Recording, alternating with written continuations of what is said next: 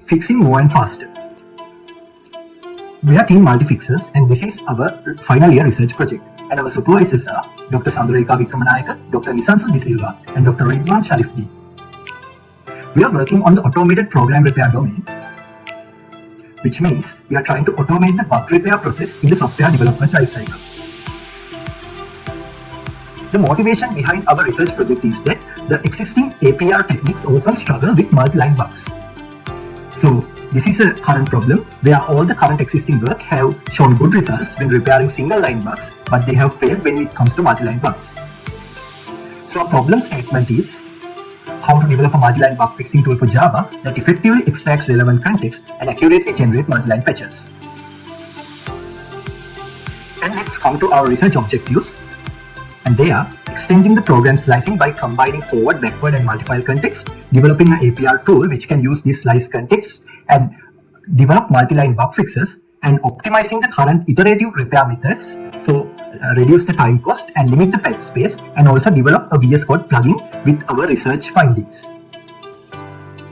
Program slicing is an important concept in our research, and that means extracting the relevant lines from a program which are associated with a bug.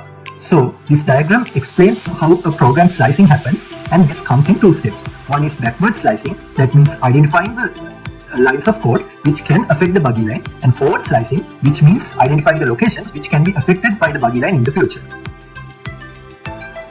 So this is the overall architecture of our research project. So we take the buggy file and we identify the fault locations using a fault localization tool, and then we use our program slicer to slice the buggy file and get the slice context, and then we generate patches using the slice context and the locations, and then we validate it and we continue this in an iterative repair process. So in the current APR domain, only the backward slicing has been tested for effective context extraction, but we understood that forward slicing is also equally important to increase the accuracy in multi-line repair. So we took the backward slicing algorithm and we integrated forward slicing with it, and then we did a scope analysis to make the final slice which we provide as input to the LLM.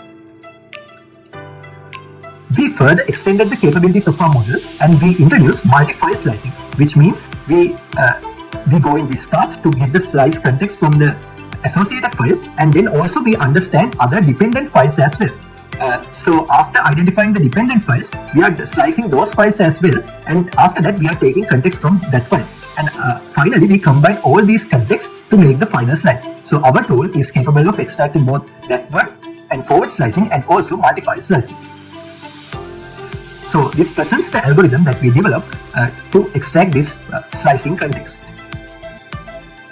Another improvement which we have in our research project is improving the iterative repair method. So this is a method which is introduced by ITER, and what they do is for multi-line repair, they iteratively repair the generated patches. So for that, they generate patches per all locations, and then they apply the patches one by one, and then with those patches, they try to generate patches to all the locations again. So you can see that this is a branching strategy, and also this is a brute force approach, which means they are examining all the paths that are available to generate the final fix. That means they are generating all the sequences for all the locations. So this comes with a high complexity, like exponential complexity, and also another limitation is that the total number of fixed locations possible is bounded by the maximum iterations. So this is a useful method, but due to the limitations, we optimize it. So in our optimized algorithm, what we do is we use the failing test cases as a heuristic. So you can see after generating all the patches, we are validating them then and there, and if the failing test cases are reduced, what we do is we are carrying that patch forward. So by this method, we can generate more than one fix in a single iteration. And also, when the failing test cases are not reduced, we are reverting back to the last known modification point. And also, after the iteration is completed, we are not branching, and we are carrying all the iterations which reduce the failing test cases and move to the next iteration without branching. So this is a technique without branching, but there is an obvious flaw where we can get stuck in a local minima due to the failing test cases are not reducing. So for that, in such a case, we are branching similar to the ITER's approach. So this is a greedy approach guided by heuristics, and in our best case, we have a linear complexity. And also, due to generating more than one fix per location in an iteration, our total fixed locations are unbounded. But in the worst case, we can also have an exponential complexity. So this is our iterative method, with the other improvements that we have, those are we have a ranking system. That means whenever we are selecting the next location, we are looking at the location with the highest rank. So and also, like, after generating the patches, we are validating them, and if all the test cases are passed, we are identifying them as plausible. If not, we are looking whether the failing test cases are reduced, and if not reduced, we are reverting the changes. And if the failing test cases are reduced, we are identifying the other locations that are associated with this location. So we are getting the dependent locations, and then we update their context with the partial fix that is generated. So with this method, it is easy for the model to identify the semantic dependencies between locations. And also, we update the rank of those locations by 1. So whenever we are selecting the next location, we are selecting the one which is highly dependent with the currently fixed location. So with this method, we can streamline the repair process to identify the final fix faster.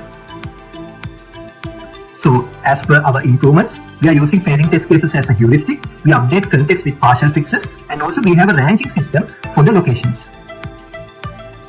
So these are our results. We have generated a total fixes of 148 correct patches and 246 plausible patches. And also in our classification, we have found that our system is able to generate patches of different kinds, like single line, multi-file, and also multi-file dependent. So this is a comparison with ITER. So this red line shows our work, and this blue line shows how ITER's results are in different projects, real-world open source projects. So our system, while being fast and being a greedy approach, it has also shown good results and a good accuracy than the ITER method. And also we conducted ablation studies with different components like backward slicing only, forward slicing, multi-file slicing, and without the new optimized iterative algorithm.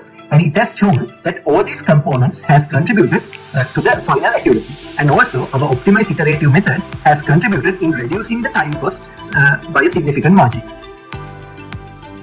And finally, we have created a VS Code extension using our developed system, and we'll look into a short demo. This is a Java project that I have set up, which we will use for the demo purpose. In this window, my VS Code extension is activated, and it provides several features. First of all, you can use the slicer itself alone to generate a slice of the code lines that you are interested in. So for that, you can use the create slice command. It asks the line numbers that you are interested in. You can provide any number of lines that you are interested in. After that, it provides you with the slice code. So this only contains the relevant lines for those selected lines. So in this side, you can see the related lines, and this side you can see the related line numbers. Our tool provides another feature which helps you in identifying the fault locations. For that, you have to use this feature called provide fault localization report. It asks you about few parts of your repository. First of all, it asks you like the source folder where all the source files are contained. So it has given an example, but in my case, it is source. The folder where all the test files are located, where the build Java classes are located, where the build tests are going. So now the fault localization report has been generated. You can see that it provides the path of the suspicious locations, then the line number and an associated score. So finally, our tool provides this option of generate fix. So when a bug is there, this will generate fixes and auto test the fixes as well. And then in the patch generation process, you can select like multiple locations from different files as well. So first this asks for a file, and after that, now in this step, this treats like continuous lines as a single location. So a single location should be continuous lines, but you can provide more than one such locations. So first of all, so it is asking for a starting line and an ending line. And after that, you can provide more locations. So this can be a multi-line bug. So the other location can be from another file as well. So you can continue like this. So this is a 2-location bug. So after providing this, I will give end and proceed. So you can see now the slice generation is completed, and the bug repair process has been started. So you can see that per every location, different solutions like different fixes are being generated, and they are automatically compiled and tested. So after a few iterations, the tool will generate a final fix which can pass all the test cases.